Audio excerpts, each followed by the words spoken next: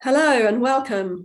This is Rachel New, a dating and relationships coach based in London, and I'm here with Ruth Ramsay, a sex educator and coach. Hi Ruth, thanks for joining me today.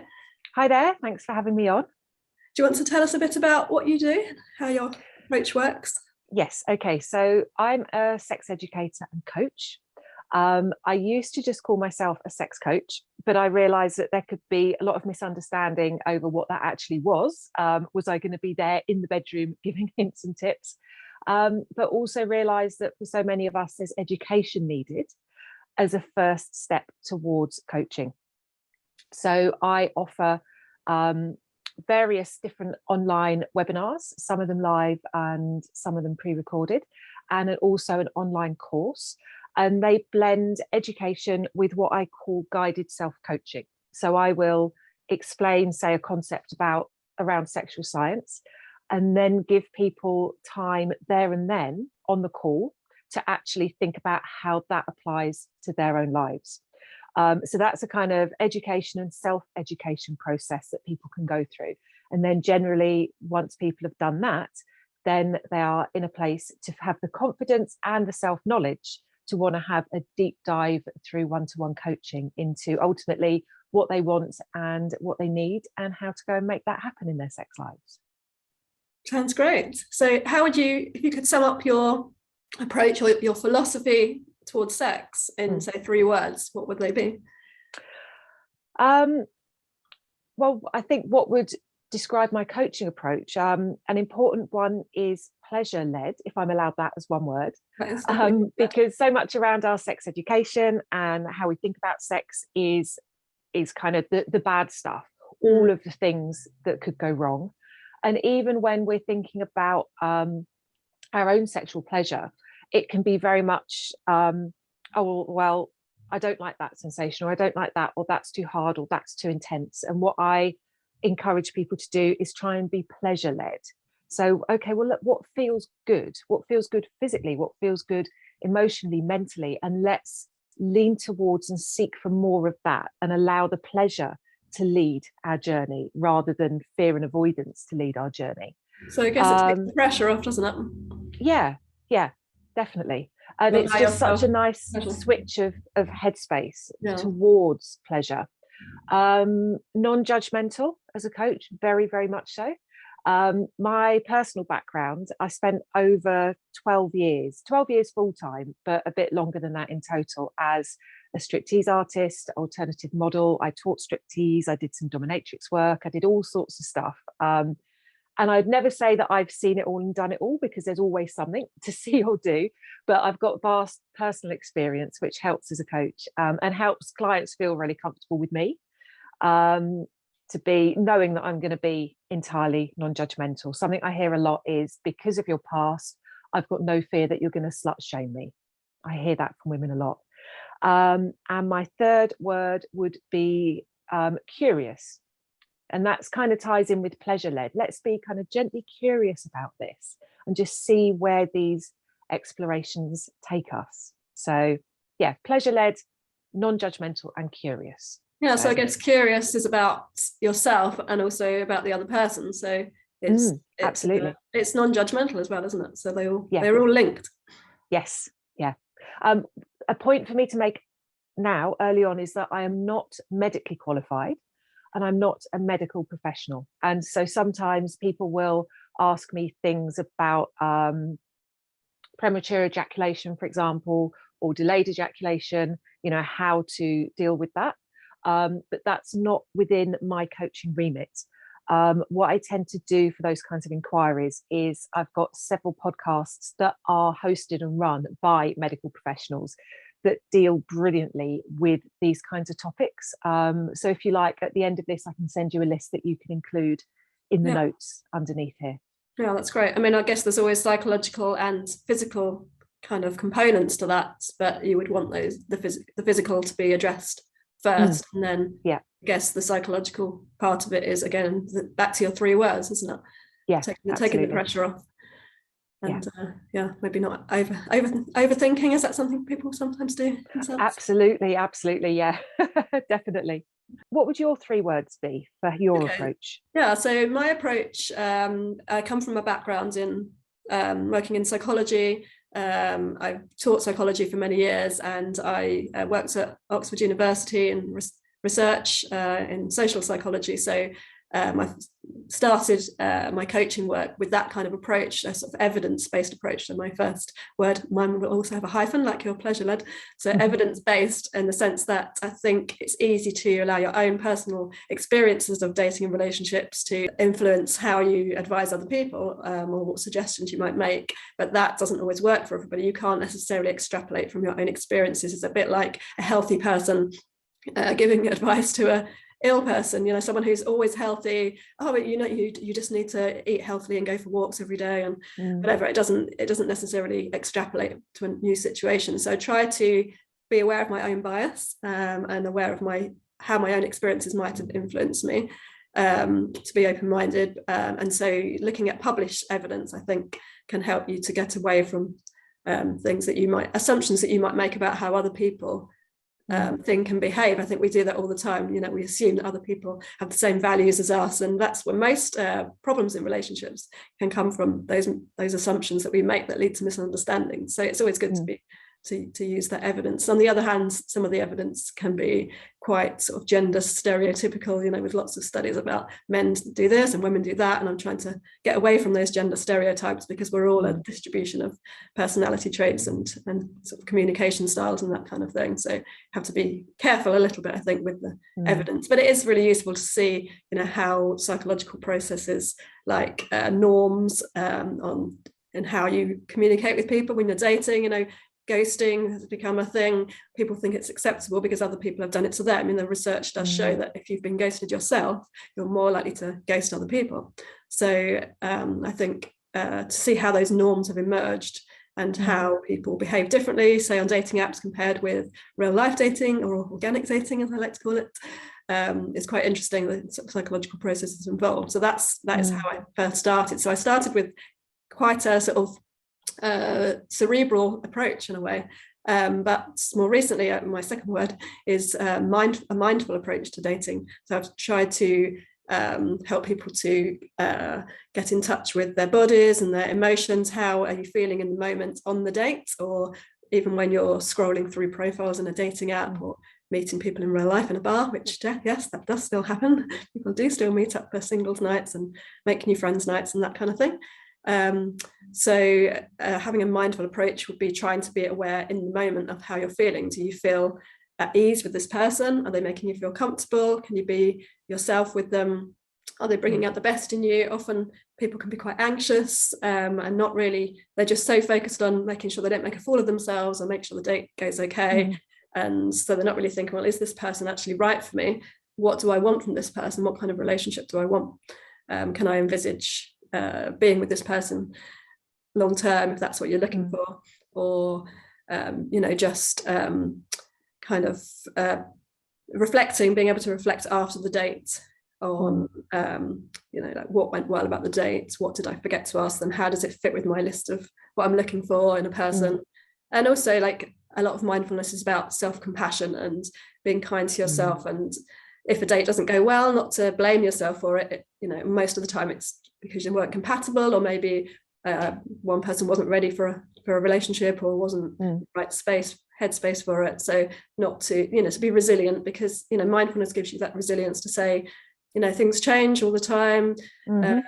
Uncertainty is part of life, and there's going to be setbacks all the time. We have things that go right, things that go wrong. We can learn from them, but not to to be too overwhelmed by feelings of rejection or failure or that kind of thing. So that would be the evidence-led, mindful, and I guess like kind and generous. Sorry, that's 4 words. But just like trying to give people the benefit of the doubt, not judging people too quickly, especially when at the beginning, when you're dating, you don't really have that much information about people. We tend to overweight whatever information we've got. So we can judge people too quickly for one tiny little thing that they might do that we might not like, but that might just be one out of a million other great things about the person. So trying to be kind, and also like, being open-minded about dating people that are different from you, stepping outside your comfort zone, being kind when it comes to ending things if you decide you don't want to carry on dating someone, so not ghosting them, and sending a nice message to them and not overreacting to what they might say to you. So yeah, those would be my 3 words. Yeah. And there's great advice in your blog pieces. I had a browse of your website yesterday in prep for this, and you go in much more depth on some of what you've just said, and it's absolutely fascinating. So thank you for sharing all of that on the website.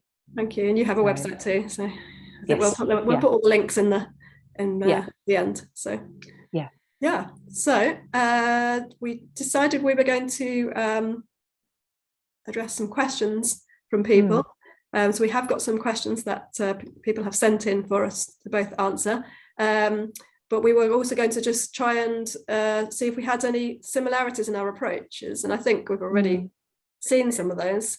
Absolutely. Yeah, so like past experiences, I think is something, isn't it, in terms of how we would both have to deal with those to help people to see any patterns, repeating patterns or obstacles or blocks to their sex life. I mean, obviously, dating does involve sex, so there's a big overlap there. Is there anything else that you have noticed that we might have in common? Well, I think we're both dealing with the negative impact of the media and culture, and the constant ways in which it's shaping people's expectations, their assumptions, their own feelings of self-worth or lack of self-worth. We're being presented this template all the time by film and TV and media and social media and everything that isn't actually very useful. So I imagine we're both helping people to get past that. Yeah, the pressures of how you think things ought to be, like a relationship should look like this, or a sexual experience should look like that, from films or pornography or whatever. People can have these templates, can't they, these blueprints of what they think is normal and what they should be aiming for. But we're all different, aren't we? Like some people don't live together. This is the new thing. And I'm sure, and obviously monogamy is not for everybody.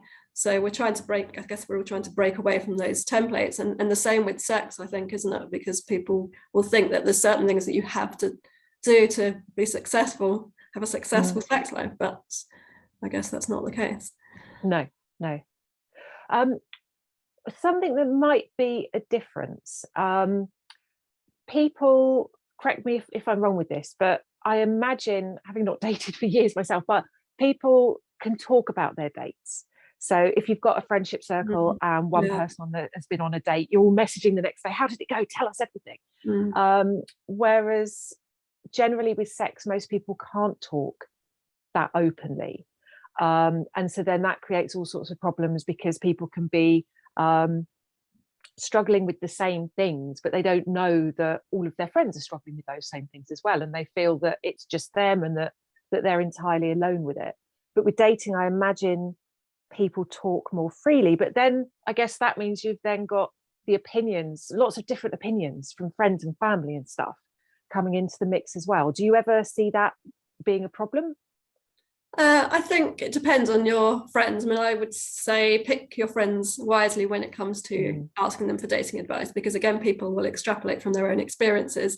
If all your friends are in, really comfortable relationships and have been for a long time, then they're not necessarily going to be the best people to advise you on your dating life. I mean, I guess like good friends don't give you advice anyway, like coaching, we don't give advice. We offer suggestions, we say what other people have tried. We ask questions, we try to facilitate our clients to come up with their own solutions. So good friends should really do that. And if you find that your friends are, giving you advice that makes it worse, or judging you or making you feel bad, then don't, think about telling some different people. Some people have, like coaching support groups, like I have a closed Facebook group for people to discuss those kind of things. And yeah, parents can be the worst, I think. I sometimes get parents getting in touch saying, I'd like to book a session for my child. And I think that's going to work. You're taking away their autonomy, and they're always going to associate dating with the parents if you do that. So you have to let people do their own thing, don't you? Yeah. I think that's one way in which our areas are definitely not the same, because I've never had a parent get in touch with me. Okay. Yeah. I mean, I feel like, it would be nice if people could be. I mean, I think the younger generation are people in their 20s are much more open about talking about their sexual experiences. I don't know if you've read a book called Queenie by Candice-Carty Williams. I've heard of it. I haven't read it yet. It's brilliant on dating, but it's quite brutally honest in terms of her bad experiences of dating, and especially in the bedroom. But you can see from there that it's normal for her and her friends to talk about those kind of things more explicitly. And so I hope that people are becoming more empowered to talk about those things. And I guess that if you're on a dating app, that women will be sitting there with their friends with their phone out saying, oh, what do you think of this guy? Shall I swipe left or right on him? Whatever. So in the heterosexual population anyway, I'm not sure about others. So hopefully the two are merging. But yeah, there's definitely this gap between talking about emotions and those kind of things and talking about sex. So we've got some massive overlaps in what we do, and then we've got some ways in which it's very different. So shall we get to the questions that have been submitted? Yeah. Okay. So our chosen questions, and explore the overlaps and everything there. Yeah. So from my community, something I heard a lot, the question for you was from a dating coach's perspective: when is the right time to have sex? Should you ever have sex on a first date, or is that an absolute no-no? So this is interesting. I'm wondering if this is coming from men or women. This was from a heterosexual woman in her early 30s who personally is very sex positive and tends to have sex on the first date if she wants to, but typically finds that she doesn't hear back from guys, and she feels that to start withholding, if the situation is all feeling good towards having sex, to withhold is kind of a bit game playing, and she doesn't want to be like that, but she's getting frustrated that she doesn't get the second dates, even if she thought everything went really well. Okay, so I mean, I guess it partly depends on what you're looking for. Is she, I mean, you might not be able to answer this, but it depends on if you're looking for a long-term relationship, or are you just looking for something casual and short-term? Are you happy with just seeing somebody the once? If they were to message you the next day and say, I had a great time, all the best with your dating, would that be okay? Because I think it is nice when you hear back, even if the person decides they don't want to see you again. So I guess she has to think about what would she ideally like to happen. Yeah, she would like a relationship. Okay, she would like. She's not looking for marriage and kids yet, but yeah, she would like a relationship, a fun, sexy, loving, respectful, supportive relationship. Yeah, I mean, I think something that does seem to happen a lot, that people will have sex on the first or second date and then they don't hear from the person again, and everything seems to be going so well, the dates have been amazing, they form this great connection and they have sex. But what I noticed is that they don't really talk about it beforehand. So I would always want to talk on a first or second or third date about what sex means for me and what it means for the other person, because we all have different meanings, don't we? Does it mean commitment? Does it mean you're becoming very vulnerable with somebody, or is it just a bit of playfulness and fun? And is it any different from going to play Crazy Girl, for example, or something? I don't know, something, I'm trying to think of something slightly more sensual than Crazy Girl. Going to a sauna, or I don't know, something like that. It doesn't necessarily have the same meaning for different people, so it can be a good way to get to know someone better. Just like I think it's good on the first few dates to do lots of different activities to see the person in different contexts. So I always say, don't go out for dinner on the first date, and on the second date try to do something active like tennis or crazy golf or a walk or something silly where you can have fun together and see how they react to losing or something like that. So you said don't go out for dinner on a first date. I would say on the first because a lot of the time on let me backtrack a bit, because nowadays I think the first date should really be a video date. It's just a half an hour, 20-minute video date to save yourself, the inefficiency of meeting lots of people. That can be a good way to check the person looks like they say they are in the photographs. Can they talk and listen and interact with you in a way that makes you feel comfortable? So it's just a vetting process, really. Just like if you met people in real life, you'd have a quick chat. You might meet in a bar, and then you'd meet up again maybe a few days later. So that's the best way to do it. You have your video chat, and then your second date would be in real life, and then you might go for dinner. But if your first date is in real life, then I would say just meet for drinks or coffee. Keep it short, maybe an hour, just to check that you're comfortable with the person. Ask a few questions. How loud is the drilling? Yeah, it's quite loud, but I would suggest that we keep going. You were just saying first date, video date. I think that's a fantastic idea. And you can get dressed up, and you can have your glass of wine and your soft lighting, and you can have a little game prepared with some some dating questions where you have to on an app. There's apps you can use, or there's lists of dating questions. Pick a number between 1 and 50, and I'll pick the question, that kind of thing. So it can be quite good fun, can be quite sexy, I think, quite exciting. And then meet in real life. So and I always think that it's you want to get down to talking about some deep, meaningful stuff, I think, in the first few dates. People find the dates much more satisfying and enjoyable and meaningful if you have those conversations. Some people don't like to. They think keep it lighthearted. You're just making sure that you share a sense of humor, and that you can get on okay. But I would say you've got to find out these things. If they're looking for one thing and you're looking for another, if maybe some people have just started dating and they don't really know what they want, whereas you might be like, well, I've been dating for years and I'm really focused on finding someone that in a relationship now, and the other person's not in the same place. And if you don't find that out until after you've had sex, then of course things aren't going to work out. So if you're prepared to say, well, I'm happy to have the sex and for it not to carry on because I can see we're not compatible, then that's good, but at least you've talked about it.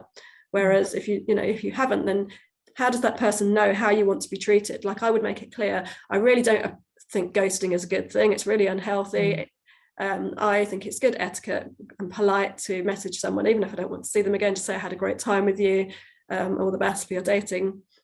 And ask them, what's your usual pattern after having sex? Have you often felt trapped or afraid of getting involved with somebody after you've had sex? Do you like to cuddle? Do you like to go to sleep? Do you like to watch YouTube videos?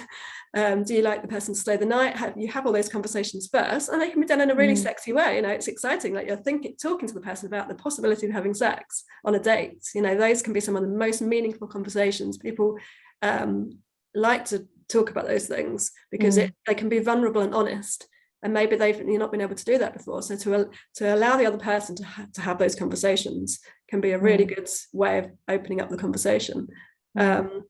And also, if you think there might be some kind of sexist element involved there, where men are judging women for having sex too early, then you can ask them before you have sex, how do you see women that like to have sex? What's your... If we were to have sex tonight, would you judge me negatively for that? Exactly, yeah, good way. Yeah. So, and I personally think that it can be much more exciting if you wait a bit longer and you talk about what you're going to do. There's like a fun build up, there's anticipation. You can talk about it, you can text about it, and you can say explicitly that I'm going to wait until the third date or the fourth date or whatever, because for me that's more exciting to to delay that. That's like a Christmas present, not opening it too early. You've got something to look forward to. You get to know the person, you make more of an effort to get to know them a bit more. So how you're having sex with the actual person rather than because we often project when we're messaging. Before we even meet somebody, we can often project or fill in all the gaps, and we want this person to be this, we want them to be good at listening or whatever. And then when we look back, we say, well, actually, now I think about it, they were really bad at listening. They didn't ask me any questions, but I was so carried away with all the other stuff that I didn't notice. So I think it can be more meaningful, maybe not for everybody, but to have sex with a personality, a person, and their ideas, their values, their goals, their playfulness, their humor, all of those things, rather than just having sex with a mystery person. Yeah, I can absolutely see the value in all of that. An angle that I would add to the mix, though, is that often when we have sex with someone, we see the real them.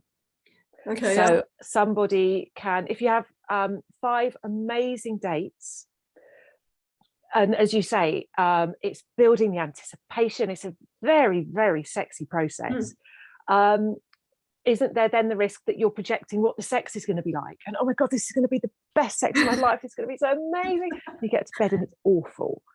And yeah, I think maybe, obviously everyone's different, but there's a certain sweet spot where if I was a dating coach, and obviously you are the expert, but I think I would say there's probably a sweet spot where it's the time to have sex, where it's not, the anticipation hasn't gone on so long that you've built up this fantasy idea in your head of what it's going to be like. And also people are good at saying all the right kind of stuff about, oh yes, if it's a man talking, oh, a woman's pleasure in bed is more important than mine, blah, blah, blah. But until you're actually in the bed with them, you don't actually know if he even knows anything about female pleasure. Yeah, it's fascinating, isn't it? I suppose what the one of the main messages that I'm hearing from you, and certainly what I would say, is be very conscious of what's going on. Be conscious of if you're projecting, and just keep communicating. And hopefully with that consciousness and with that communication, and I think what you've said about actually openly talking about sex before you have it, hopefully all of that will add up to you having it at the right time with that person. I mean, I have heard of people saying things like, oh, like they're about to have sex, and then the woman will say to the man, you're not going to ghost me tomorrow, are you? Which is a bit off-putting. So I don't advise doing that. You know, have the conversation before, not in the middle. Although talking during sex, I also advocate. Sorry, talking during sex is also something good, I think. Oh, absolutely, definitely. The silent sex thing, to me, like, people seem to separate sex and the rest of the relationship with the person, however short it might have been. Sometimes they separate those two things, and that can lead to problems, I think. So it's good to be integrated, isn't it, when you're having sex, and it's your whole person, not just one part of you. Absolutely. Okay, shall we move on to our next question? Yeah, so I have a question for you now. So this is from a 41-year-old heterosexual man. And he asks, how do you keep the passion alive and sex enjoyable in long-term relationships? The $1 million question. Okay, I was going to say, this is the big one that I hear so much. And the first bit of the answer is, first of all, just to accept that it's not going to stay as it is at the start. It's not going to stay as it is at the start, but it can stay super, super hot and passionate and brilliant. But you're going to have to put some work into it. We have sex science has shown that we have 2 types of desire. So spontaneous desire, where we just out of nowhere, or apparently out of nowhere, feel like having sex, and we'll experience this a lot at the start of a relationship. And it tends to last 3 to 6 months, sometimes 12 months. Obviously, everyone's different. Does it depend on age? Yeah, it does. And it depends on gender as well, and just on our individual differences. This is a theory that was first proposed in the late 90s by a sex therapist who treated women, and she found very often what she would hear is women saying, oh, there's no sex, I never think about sex. I'm frigid was a word that was used a lot then. I'm frigid, I never think about sex, and it's a problem in my marriage. But if she said, well, if your husband initiates and you go along with it, then what happens? And the woman would say, oh, I love it, I really enjoy it, and I think, oh, we should do this more, but then I never think about it. That's what's termed responsive desire. So I'm not suggesting if you're absolutely not in the mood going along with it, but we need to be in a kind of a scenario that's sexy, and our body starts responding to that before our brain goes, oh, I feel like sex. And that's termed responsive desire. So around 70% of women experience more responsive desire. For men, it's around 80%. 80%, I think it is spontaneous desire. But remember, studies like this tend to be done on university age people. As we get older, our desire style shifts towards responsive. So we need to be in a sort of sexy erotic situation to start feeling like we want to have sex. And also, the longer a relationship goes on, it switches more towards responsive. So and if there's not an awareness that there's going to be a point where you're having less spontaneous sex, and at that point, you're going to need to start putting some conscious effort in to keep a regular, passionate sex life going. When we don't have that understanding, we start to think, oh, not thinking about sex much. Maybe we used to have sex 3 times a week, and it's now been like 2 weeks and we haven't had it. What's wrong with us? We don't fancy each other anymore. Maybe this isn't the right relationship for me. Rather than understanding, okay, our desire style is shifting. So instead of just expecting sex is naturally going to happen at the weekend or whatever, we might need to think about it and decide, right, shall we go to bed early? Is a phrase, is one that me and my husband use actually. Should we have an early night on Saturday?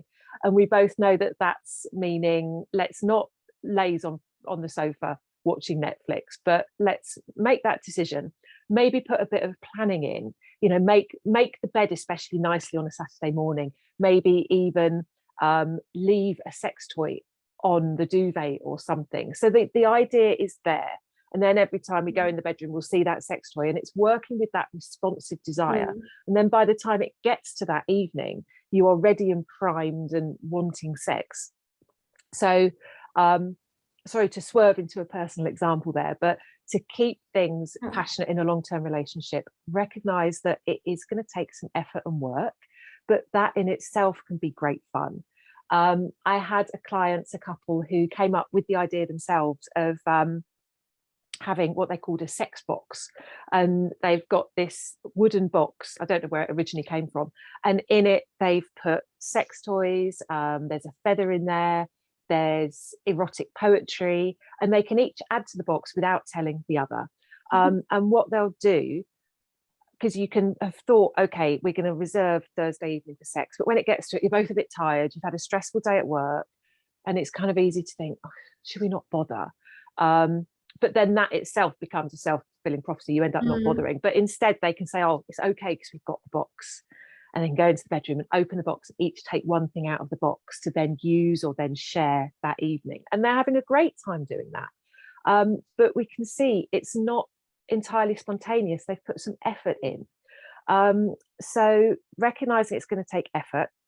And then the other thing is there's great work by Esther Perel, who I'm sure you've heard of, who's a relationship psychologist, that's matched with work by a guy called Jack Moran, who was a sexologist in the 90s, wrote a book called The Erotic Mind, which we still use as sex coaches and therapists.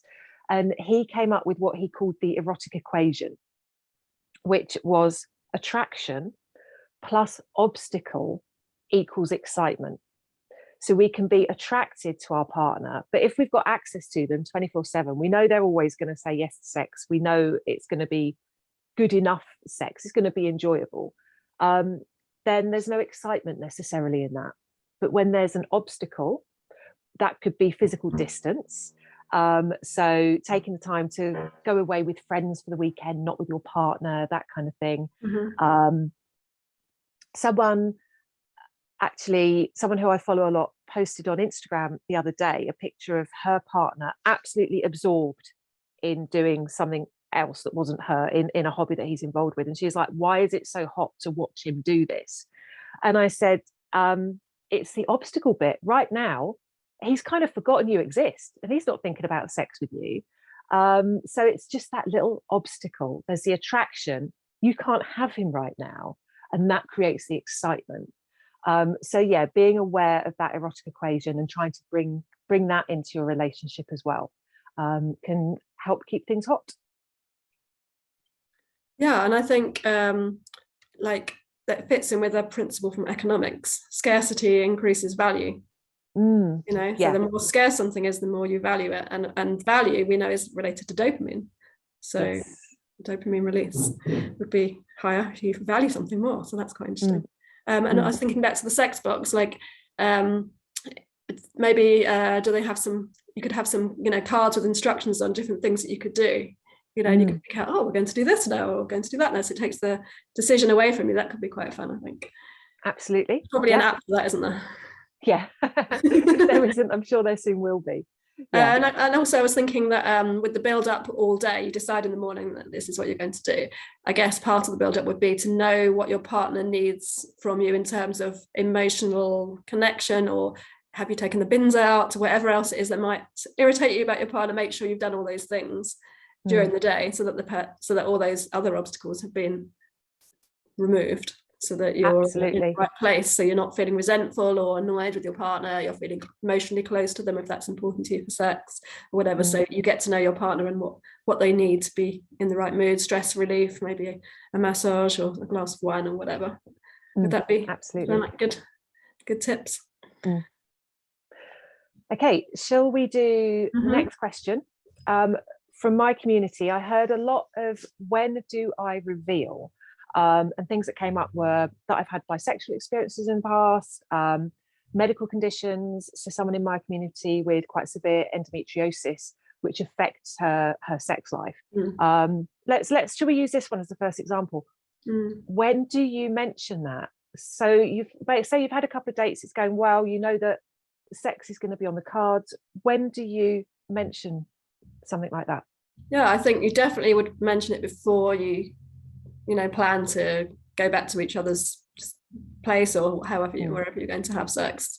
And it's a good test, I think, if they can respond to your challenges in a sensitive way, then that's a good test of whether you're compatible and whether they're in the right place for a relationship. Because we all have our own challenges, and if you take on a relationship, you take on a unique set of challenges for however long you're going to be in that relationship, and you have to do your cost benefit analysis. Is this person got enough qualities that I want in a relationship, that it's worth me having to deal with whatever challenges they've got? And we've all got them.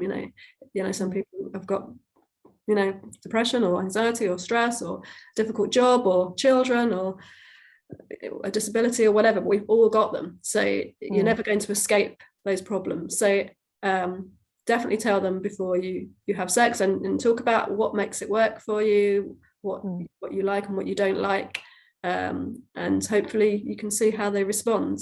So I would say probably a second or third date is the time to mention those things. I mean, I've had clients who've have got very serious medical conditions, and they have found that that is the best time. So maybe not a first date, but especially if you're having a video date for your first date, then that is, as I said, just to make sure you are both human and getting on relatively well and feeling at ease with each other. So then when you meet in person for the second date, then that might be the time. But it does fit in with the philosophy of get down to those deep questions. Don't just spend your dates exchanging anecdotes and making each other laugh and keeping it lighthearted. That's not going to lead to finding out whether this person is right for you. Make your dating more intentional.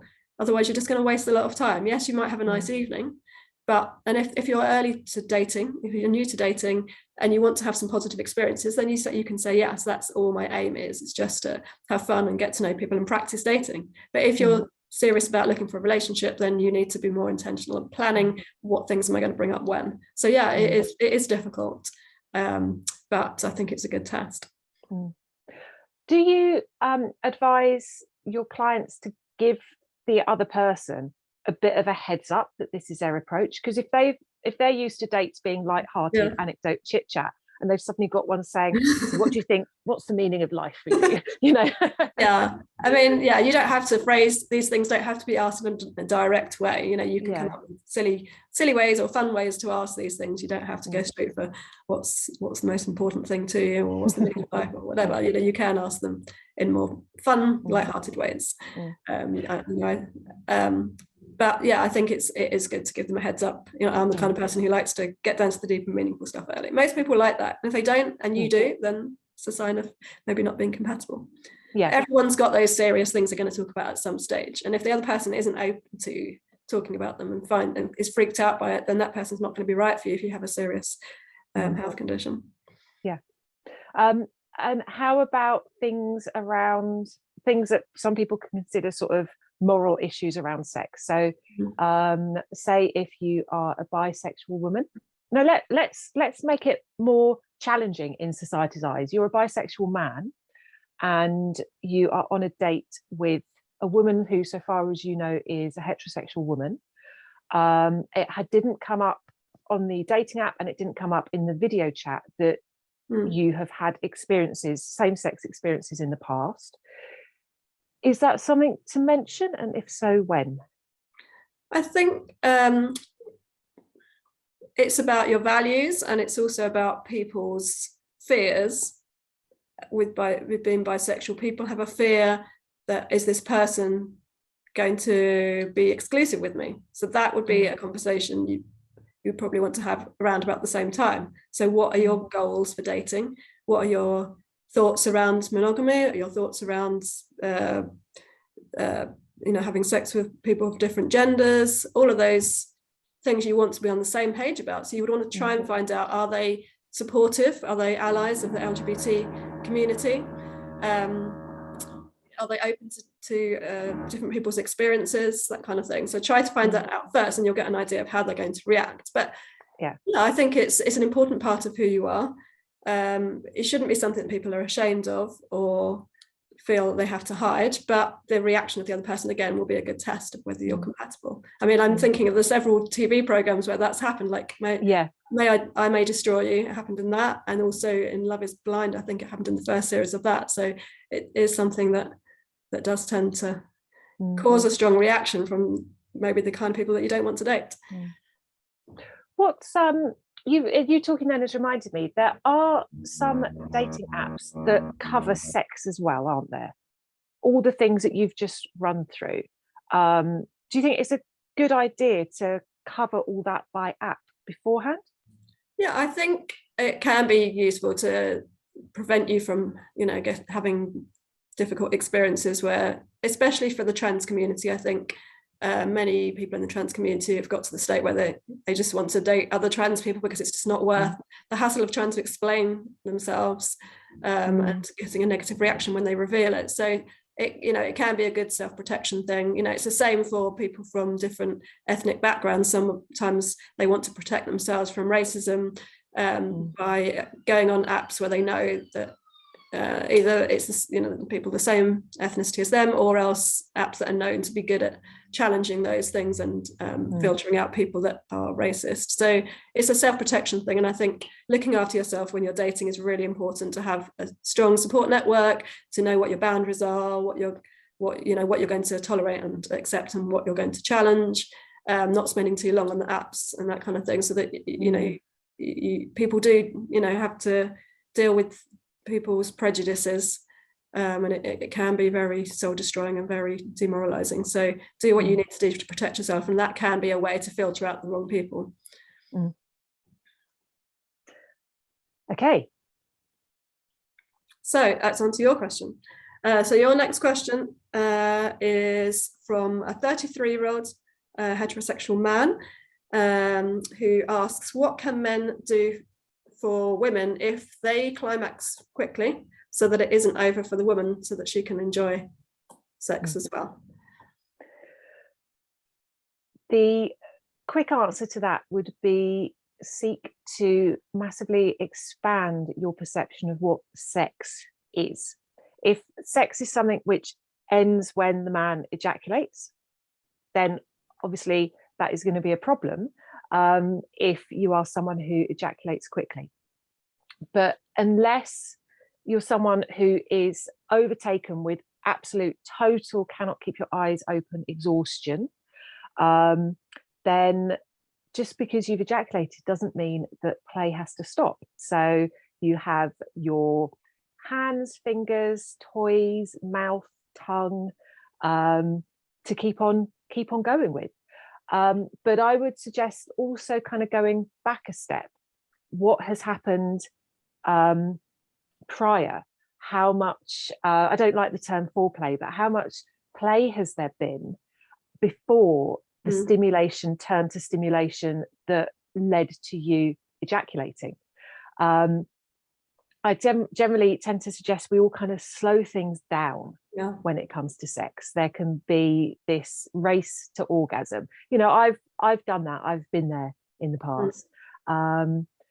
Again, it's partly the fault of what we're shown all the time in media and culture. The orgasm is the absolute be all and end all, and a simultaneous orgasm is the sort of peak of sexual happiness and success.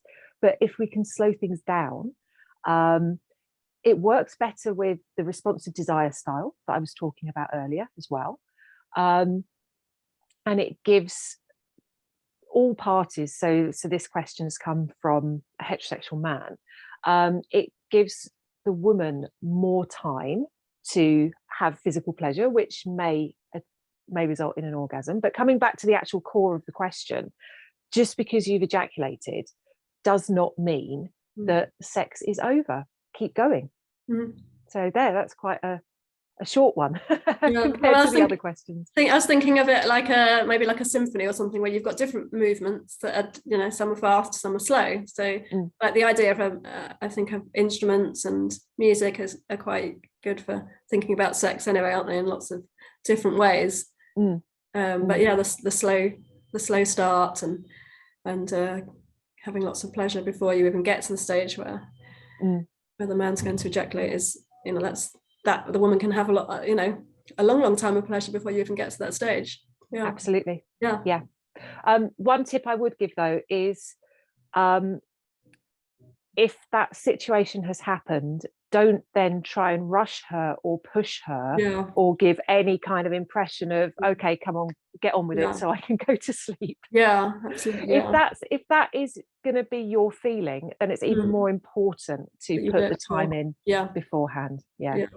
I guess it's all about communication, as always. Absolutely. Discuss beforehand what does she like you to do, what makes her happy, what does she enjoy, kind of thing. Yeah, and I guess the same would apply to men in bed as well. Absolutely. Yeah. Should we do a part 2 sometime? Yeah, let's do a part 2.